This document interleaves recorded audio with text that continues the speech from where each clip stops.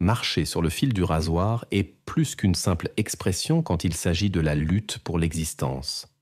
Le héros de cette histoire s'est retrouvé au centre d'événements dramatiques en raison d'un incroyable enchaînement de circonstances et a échappé de justesse à un destin tragique à 2 reprises.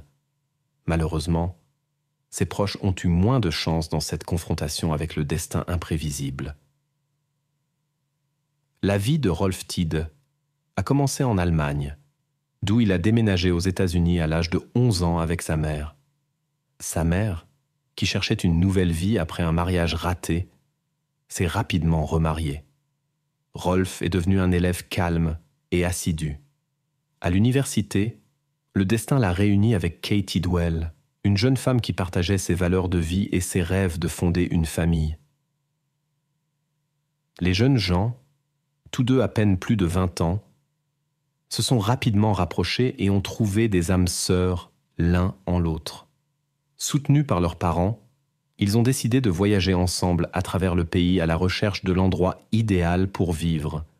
Leur chemin les a menés à travers le Nevada, l'Utah et d'autres États, jusqu'à ce qu'ils décident de légaliser leur relation.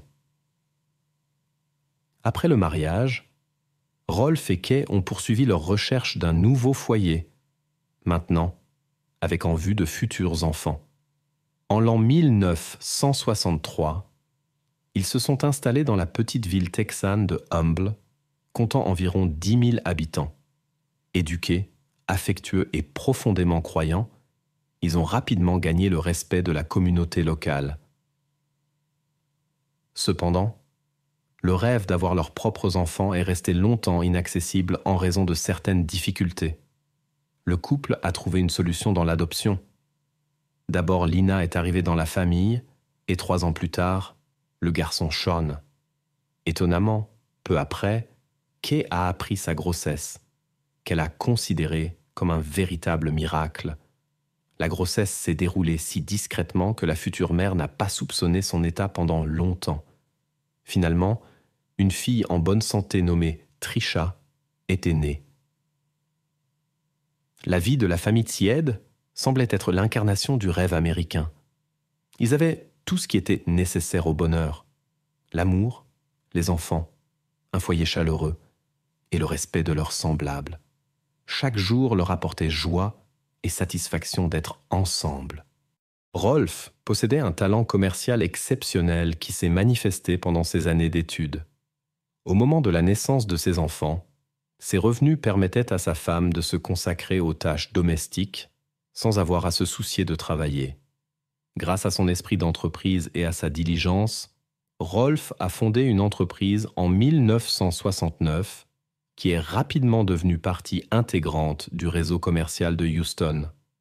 La prospérité financière a permis à la famille d'acquérir une 2e petite maison à Oakley, dans l'Utah.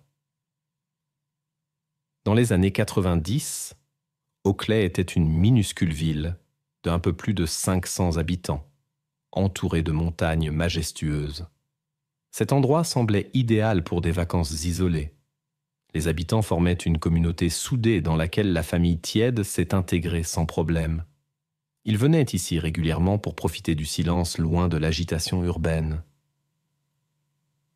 Le choix de l'emplacement n'était pas un hasard. Premièrement, la beauté de la nature environnante était captivante. La petite maison était située haut dans les montagnes. Deuxièmement, cette région était connue pour sa sérénité et surpassait tous les établissements voisins en termes de tranquillité. L'isolement était également attrayant. La route la plus proche était à environ 4 kilomètres. À côté de la maison coulait une rivière pittoresque, bordée d'arbres sur les 2 rives. Malgré les difficultés de transport, la famille passait toujours toutes les vacances de Noël ici.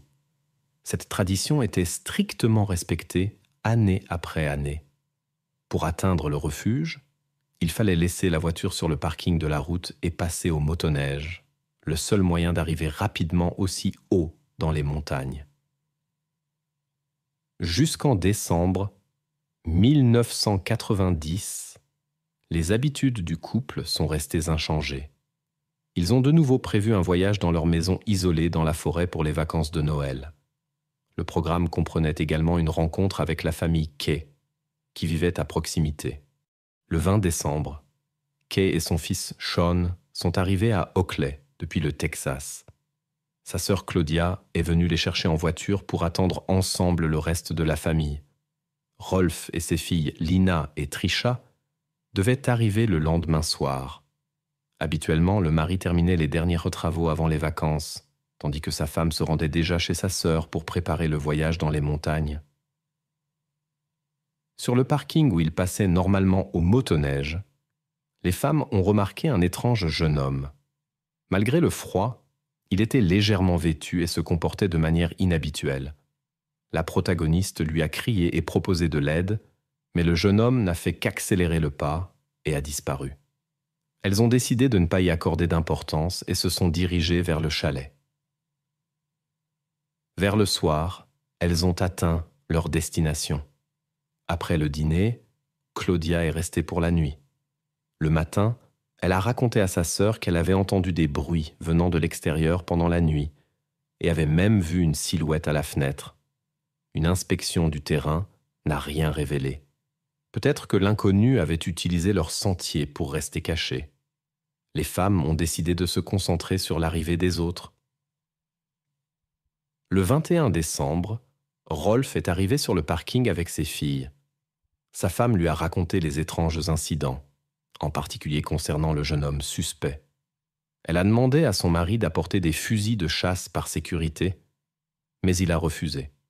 Rolf n'aimait pas les armes et ne savait pas comment les manier. Il a affirmé que c'était l'endroit le plus paisible de la région où, en 100 ans, il n'y avait eu qu'un seul incident lié à la conduite agressive. Après cela, au fil des années, seuls quelques petits vols s'étaient produits. Malgré la confiance de son mari, l'inquiétude ne quittait pas la protagoniste.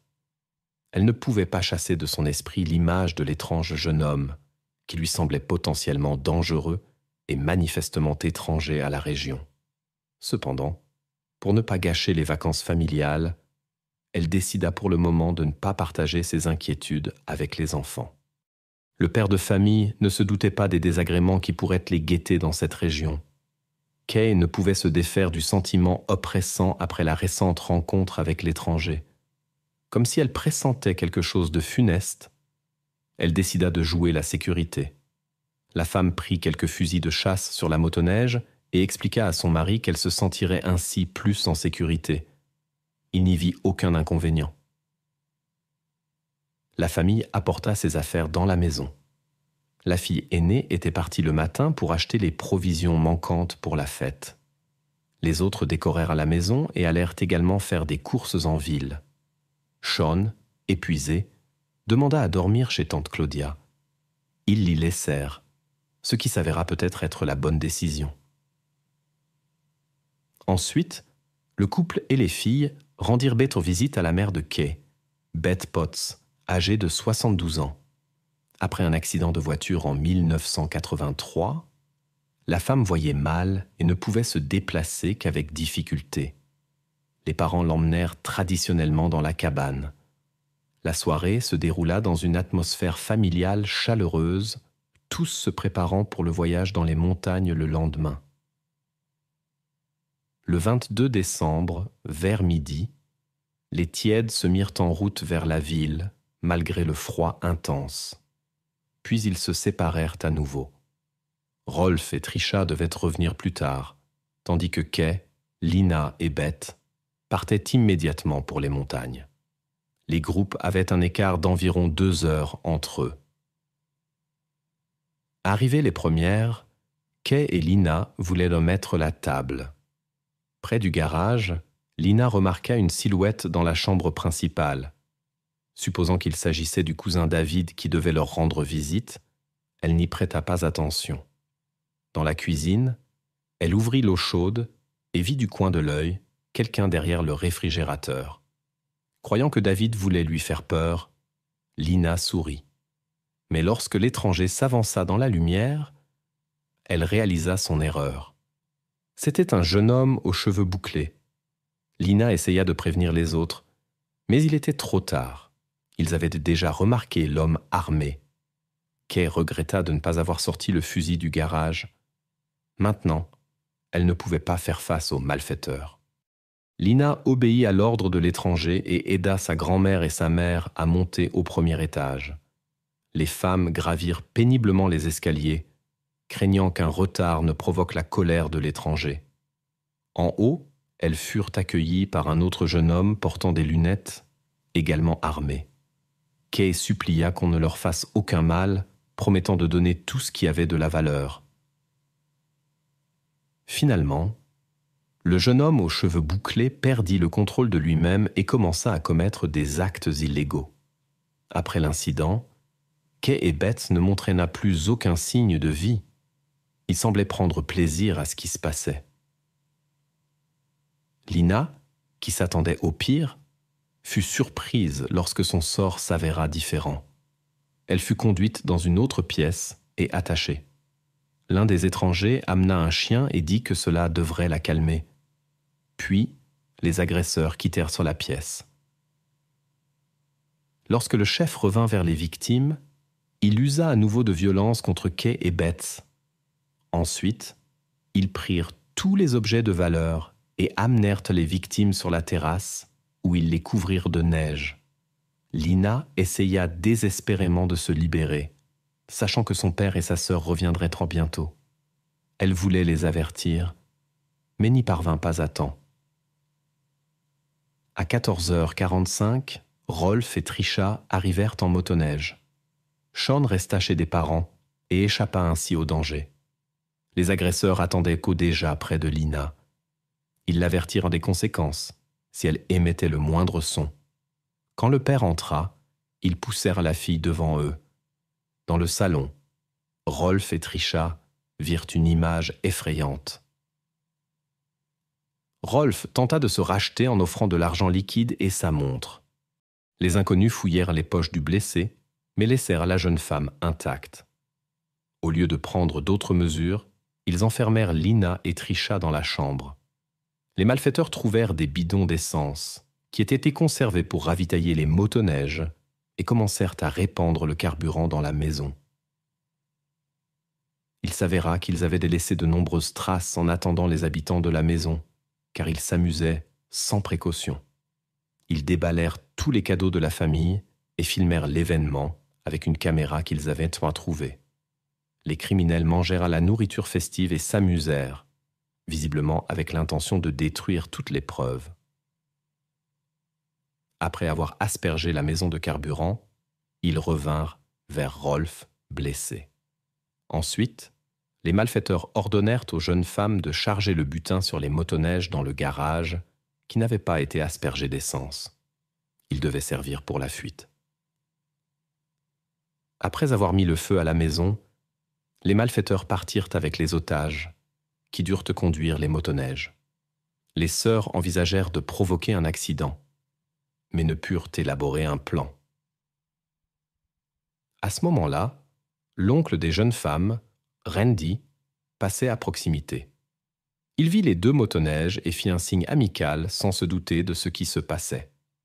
Surpris par l'absence de réponse de ses nièces habituellement si polies, il continue à les suivre.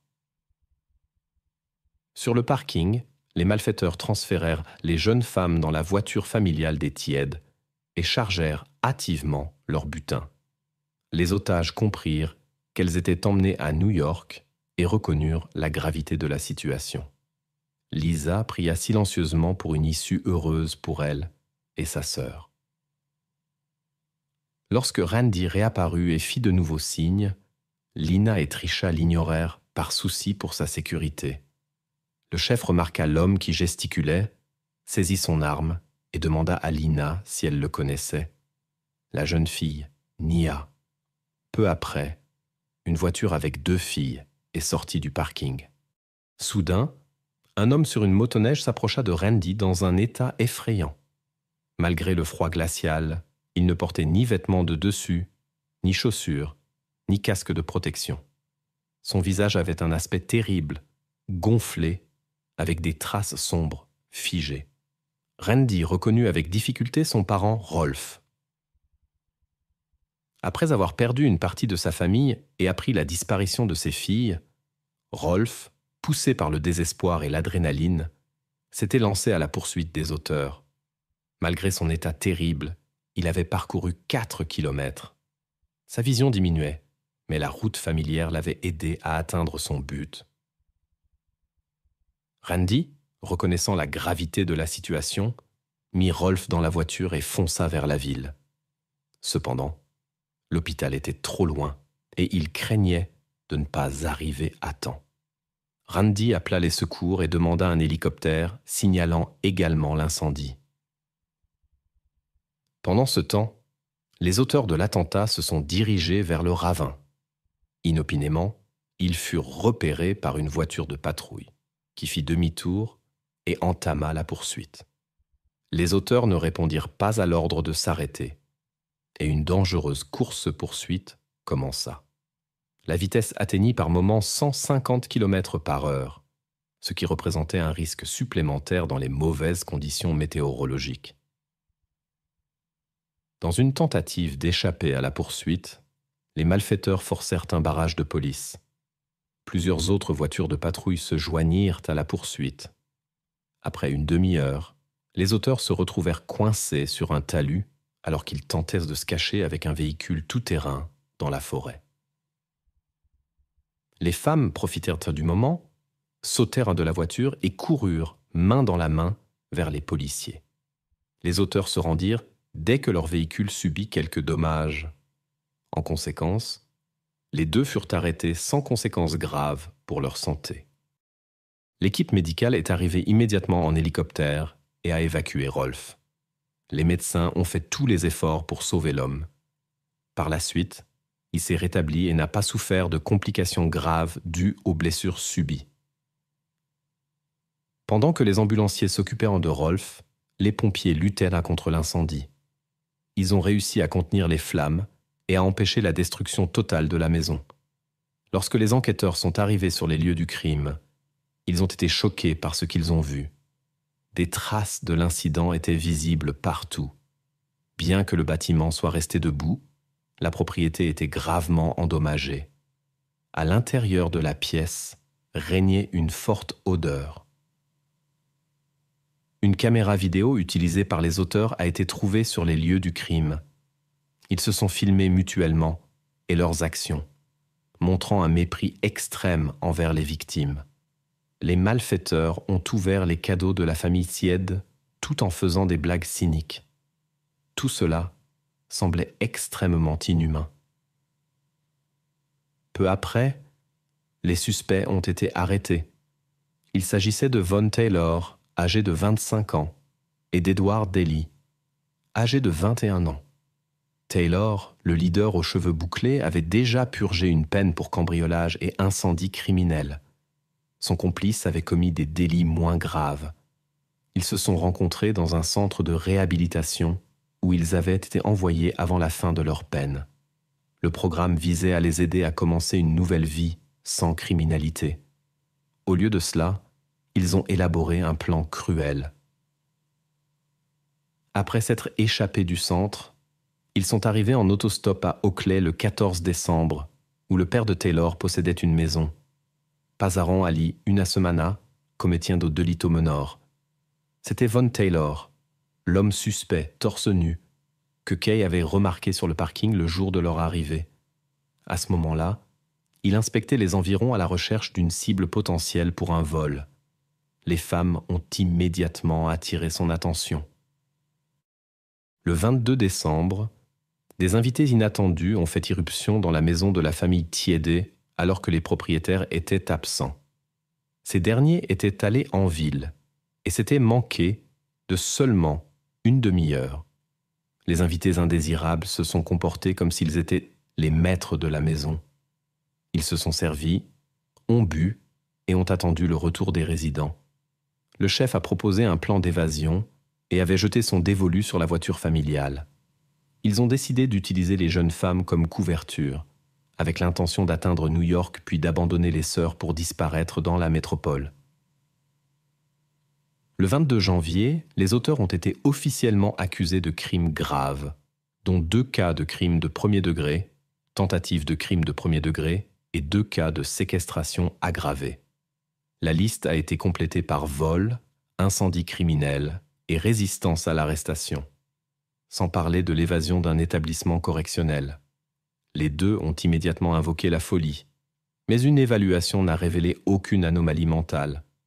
Après 5 mois, l'un des détenus a plaidé coupable à 2 chefs d'accusation de crimes de premier degré en échange de l'abandon des autres charges. Devant le tribunal, il a déclaré avoir été l'organisateur de l'incident et n'a montré aucun remords. Malgré l'aveu du chef, son complice a plaidé non coupable et a opté pour un procès devant jury. Le procès a commencé 2 semaines après le prononcé de la sentence pour le premier accusé. Le complice a montré du remords dès le début et a insisté sur son innocence dans les événements tragiques. Selon ses dires, seul un vol était initialement prévu. Il a déclaré qu'il ne s'attendait pas à une telle évolution et a refusé de recourir à la force. L'avocat a tenté d'adoucir l'image de son client en convainquant le jury qu'il était tombé sous une influence qu'il avait rencontrée par hasard pendant son incarcération. La défense avait plusieurs atouts en main, y compris les témoignages de la famille Tiède.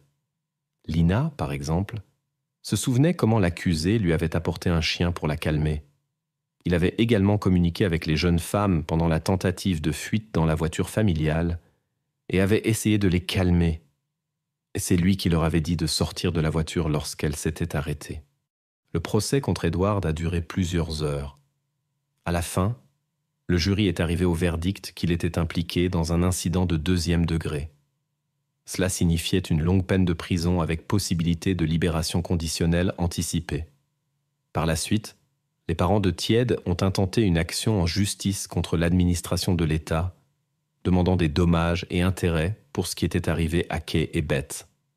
Selon eux, les autorités n'avaient pas empêché l'évasion du centre de réhabilitation, ce qui avait conduit à des conséquences tragiques. Les revendications avaient un fondement. Il s'est avéré que Von Taylor avait contacté son ami Scott Manley le 22 décembre. Scott, alarmé par ces plans, a immédiatement contacté la police.